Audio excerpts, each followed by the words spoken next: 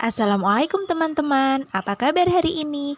Bunda doakan teman-teman selalu sehat dan semangat. Pagi ini Bunda akan bercerita tentang adab terhadap orang tua. Sebagai anak, kita harus berbakti kepada kedua orang tua kita loh. Yaitu dengan cara 1. Teman-teman saat berbicara harus menggunakan kata-kata yang lembut dan sopan. Yang kedua, taat kepada orang tua. Kemudian teman-teman harus selalu tersenyum dan tidak boleh memasang wajah yang cemberut. Nah teman-teman, Bunda punya sebuah kisah dari Uwais Al-Qarni. Yuk kita saksikan bersama-sama. Bismillahirrahmanirrahim.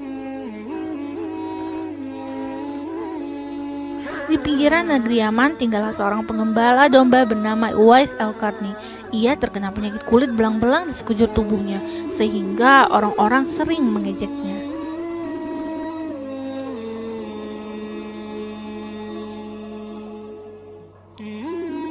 Uwais tinggal bersama ibunya sudah tua, lumpuh, dan sakit-sakitan.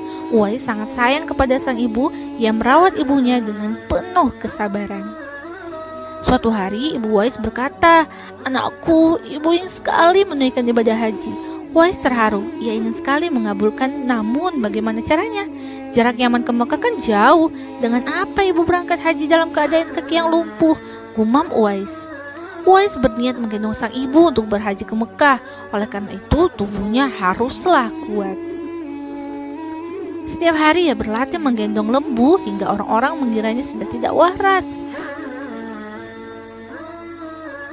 Tibalah waktunya Uwais menggendong ibunya berangkat haji dari Yaman ke Mekah. Masya Allah. Ibu Uwais terharu dan bercucuran air mata. Akhirnya ia dapat melihat Ka'bah. Di hadapan Ka'bah, Uwais berdoa, "Ya Allah, ampunilah semua dosa ibu." "Bagaimana dengan dosamu?" tanya ibunya heran. "Dengan terampunnya dosa ibu, maka ibu akan masuk surga. Cukuplah bagiku."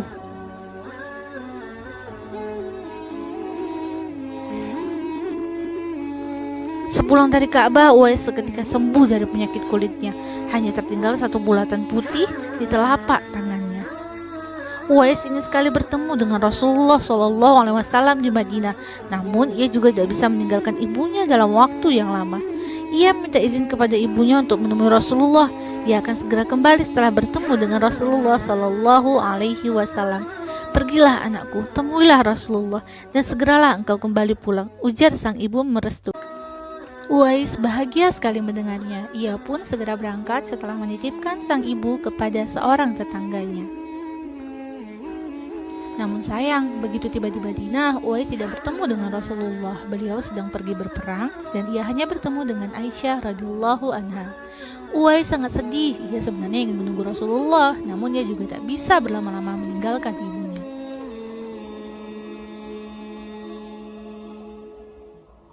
"Aku harus segera pulang karena ibuku menunggu di rumah. Sampaikan salamku untuk Rasulullah ya Ummul Mukminin," ujar Uwais kepada Aisyah radhiyallahu anha, dan ia pun pulang ke Yaman dengan hati yang sedih.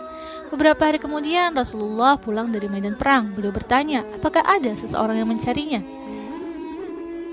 "Benar ya Rasulullah, beberapa hari yang lalu seorang dari Yaman datang mencarimu, tapi ia tidak dapat menunggu karena tak ingin meninggalkan ibunya terlalu lama," jawab Aisyah. "Kalau kalian ingin berjumpa dengannya, perhatikanlah, ia mempunyai tanda putih di telapak tangannya," ujar Rasulullah kepada para sahabat di suatu hari. Aisyah radhiyallahu anha dan dua sahabat Rasulullah, Ali dan Umar, tertegun mendengarnya. Suatu ketika, apabila kalian bertemu dengannya, mintalah doa dan beristighfar. Dia adalah penghuni langit. Uwais tidak pernah bertemu Rasulullah hingga Rasulullah wafat. Meski tak pernah bertemu, Uwais sangat mencintai Rasulullah, begitu juga Rasulullah sangat mencintai Uwais. Berpuluh tahun kemudian Uwais meninggal dunia. Para tetangga yang selama ini memandangnya sebelah mata sangat kaget menyaksikan apa yang terjadi di hari pemakaman Uwais. Saat Uwais hendak dimandikan, tiba-tiba banyak orang yang tak dikenal saling berebut untuk memandikannya. Orang-orang tak kenal dan itu berduyun-duyun datang mensolatkan dan mengantarkan Uwais. Siapa orang-orang itu? Beberapa orang mengira mereka adalah jelmaan para malaikat yang sengaja turun untuk mengikuti dan menghadiri pemakaman Uwais. Uwais begitu mulia di sisi Allah dan para malaikat penghuni langit, sebab ia sangat berbakti kepada ibunya. Uwais sangat terkenal di langit meski tidak dikenal di bumi. Nah teman-teman, itu tadi kisah dari Uwais Al-Qarni, seorang anak yang sangat berbakti kepada ibunya. Dia rela menggendong ibunya dari negeri Yaman hingga ke Mekah. Masya Allah. Yuk kita contoh suri teladan dari Uwais Al-Qarni. Sekarang bersama Bunda kita melafalkan doa kedua orang tua ya. Bismillahirrahmanirrahim.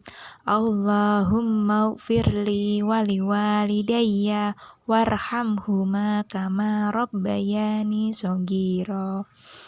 Ya Allah, ampunilah dosaku dan dosa kedua orang tuaku. Sayangilah mereka sebagaimana mereka menyayangiku di waktu kecil. Amin.